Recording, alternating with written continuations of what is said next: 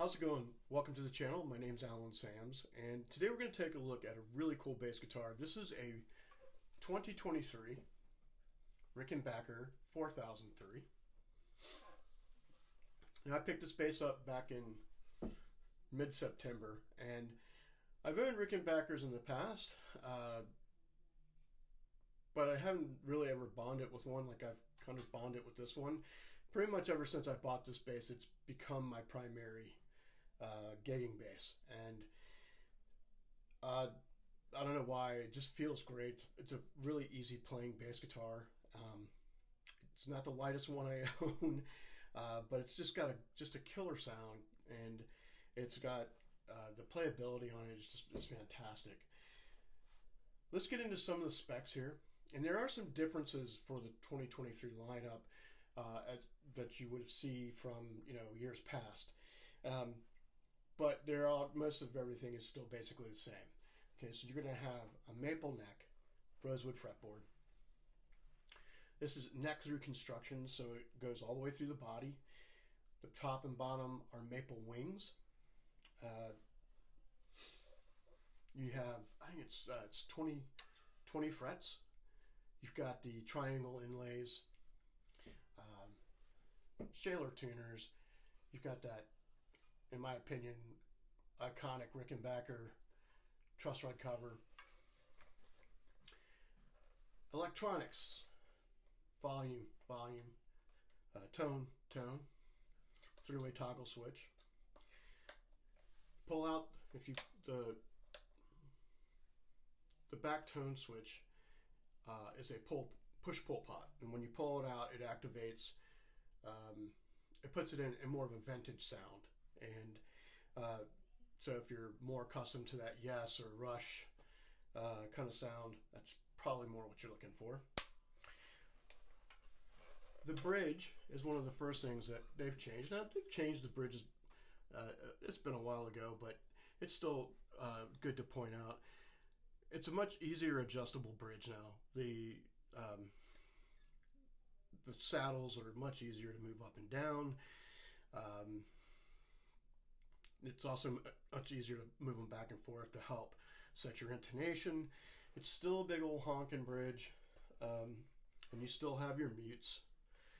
But I don't know, to me it feels a little sturdier, and it definitely, like I said, a lot easier to use. Another big change that they made for the 2023 line and is no longer are there dual truss rods in the neck here. This is a single truss rod. Makes doing a neck adjustment a lot easier than the double or the dual truss rods. I had a hard time with those things for some reason, but I don't think I'm the only one.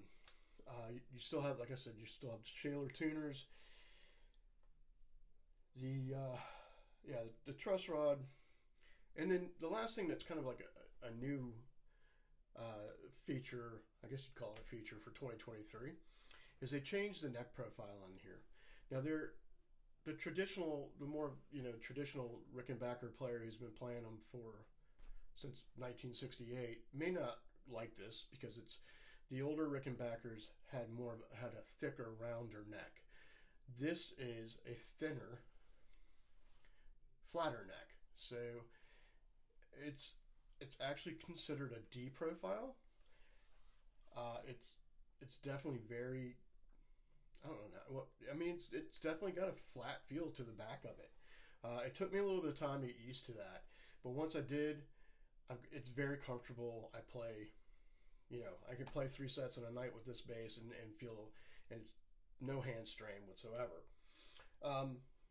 With all that said, let's take a listen to it, and I'll give you my final thoughts on the other side. I'm going to start off using both pickups, the pickup selector in the middle. Tones turned all the way up on both sides, and volumes are turned up all the way as well.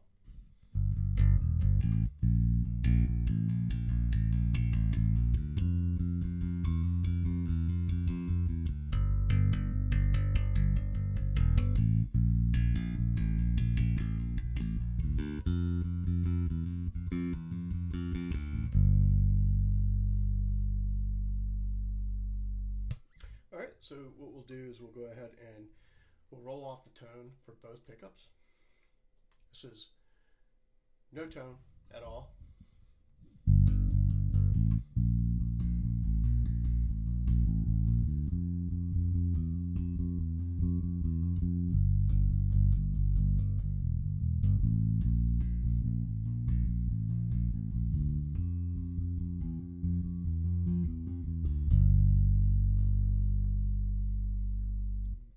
All right, we'll bring tone halfway up.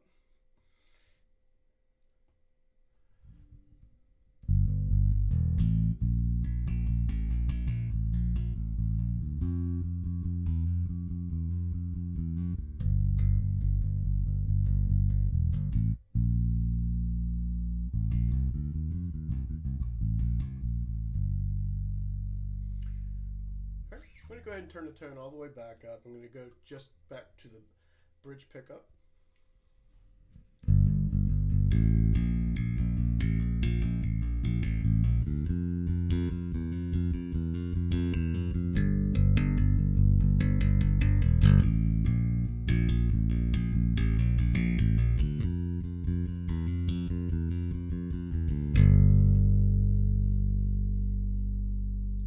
Now,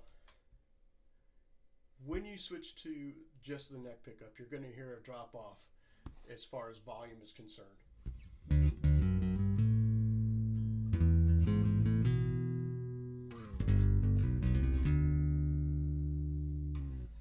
You can definitely hear where it drops off there. It's like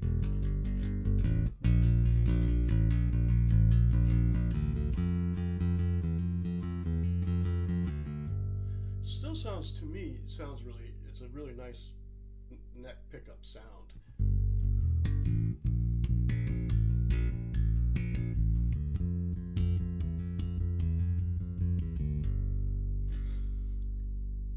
Personally, I prefer playing with both pickups engaged. I think it gives you a best of both worlds kind of feel. When I'm playing normally, I keep everything maxed out. But what we'll do, I'm going to give you a pot out here, the push-pull pot out, to give you that more of that vintage tone selection I was telling you about earlier.